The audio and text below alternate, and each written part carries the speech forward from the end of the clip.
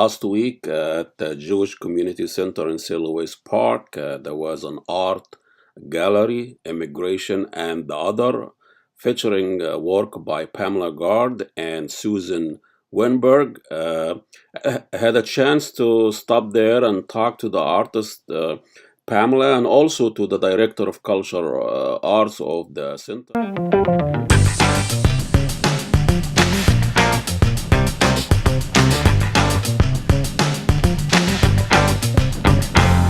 So we have the artist here, Pam, and she's going to tell us a little bit about her gallery here. I see a lot of variety of immigrants and variety of really very strong faces. And tell us about the story behind those pictures.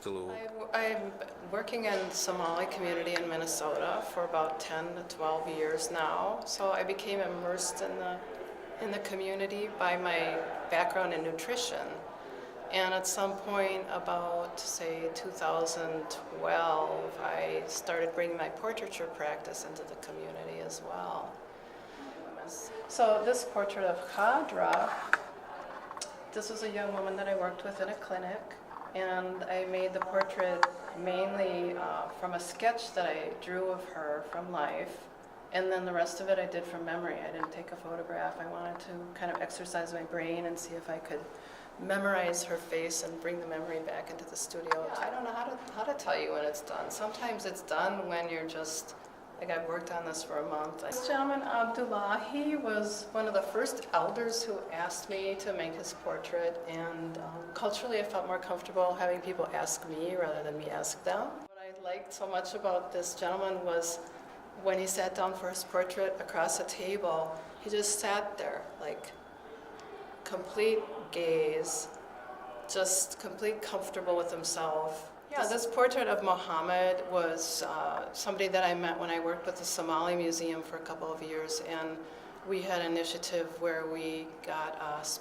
public art space downtown Minneapolis. It was a pop-up gallery, and he just really was fresh off the boat when he got there, and he got a job as a gallery sitter, and so wasn't real busy often, so I had a chance to make his portrait there at the museum. Woman. Her parents are Somali, but she was born in Saudi Arabia.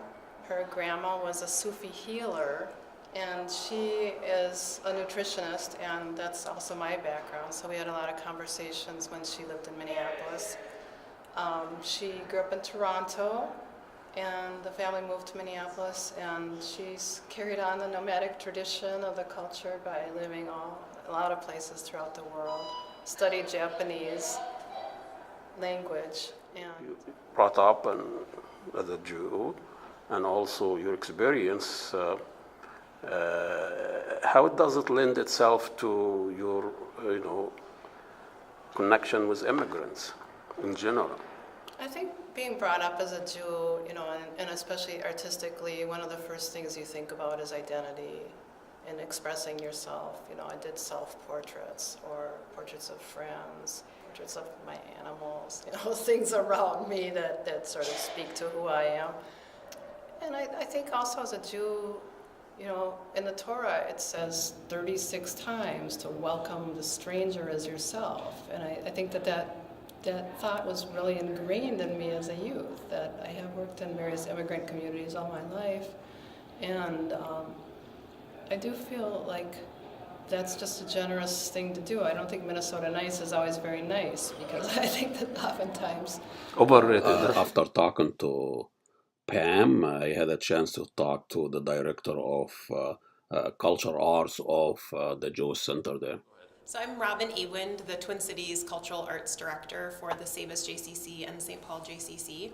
And we are in the Teichman Shapiro Gallery at the Sabas JCC right now. You can see the beautiful works that surround us. And we have the wonderful opportunity of having a dedicated art space to showcase works of all kinds, from artists locally to international.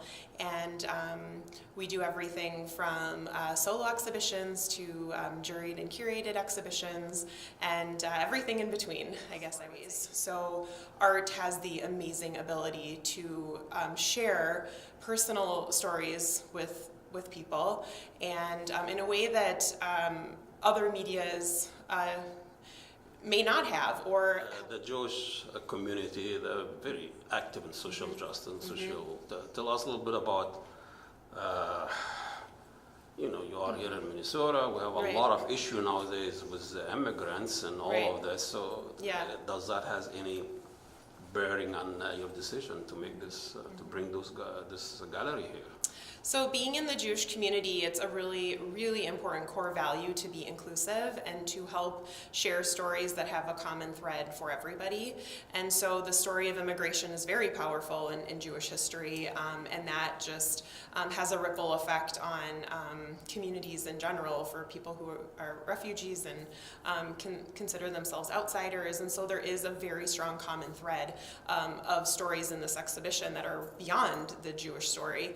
And so having the opportunity to share that in one space is a really important way for people to understand that element of connectivity.